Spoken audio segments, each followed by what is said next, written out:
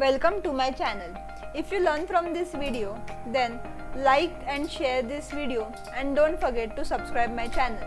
In this video, we are going to see decimal to hexadecimal conversion. So let's understand this with the help of an example. Suppose we have a number 334.35 and we have to convert this decimal number into hexadecimal.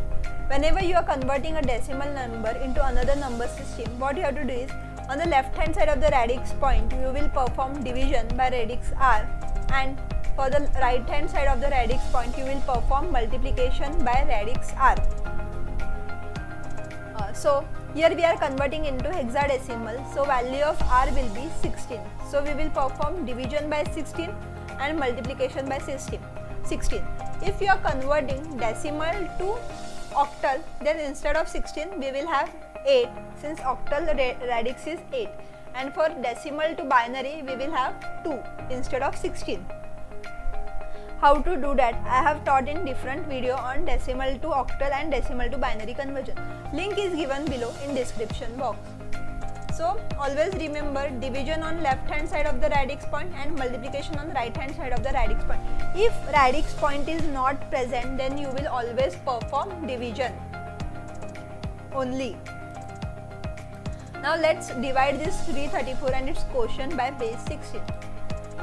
So we will first divide 334 by 16, then we will have quotient as 20, remainder as 14. As we all know, for a hexadecimal number, after 9, digits are represented in the form of alphabets. The 10 to 15 are denoted by alphabet. 10 is my A and 15 is F. So 14 will be E. Now this 20, that is the quotient, will again be divided by 16. After dividing, I will get quotient as 1 and remainder as 4. Since 1 is less than 16, we will stop the dividing operation. If the number is greater than or equal to 16, then we will continue the operation of dividing by 16. Now this 1 will act as MSB. Most significant bit means the leftmost bit is called as MSB, and this 14, that is E, will act as the LSB. LSB means rightmost bit.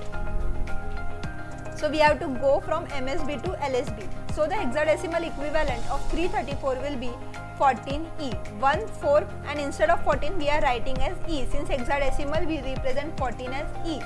Now we have found out the hexadecimal equivalent of 334, but the remaining part is 35. We have still not found the hexadecimal equivalent of 35. So let's move to find hexadecimal equivalent of 0.35. So multiply, as we know, we are performing multiplication for right hand side of the radix point, so we will perform multiplication by base 16. So multiply 0.35 by 16. After multiplying, we will get 5.6.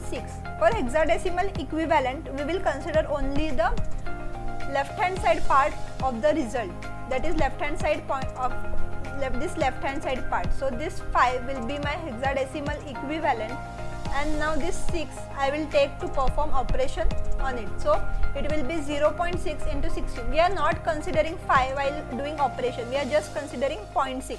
So 0.6 into 16, I will get 9.6.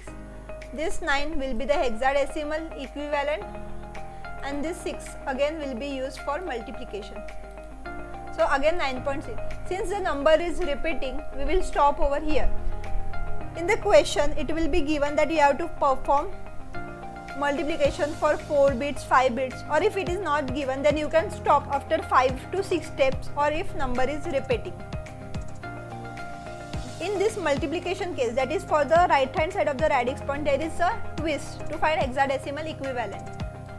This 9 is the LSB, that is this is LSB and this is MSB. So it is going from up to down, whereas in division we were going from down to up, in multiplication we are going from up to down.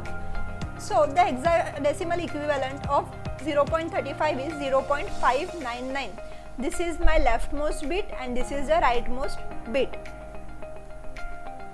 We have to write the point also, so 0.599. So total hexadecimal equivalent of the number 334.35 is 14E.599.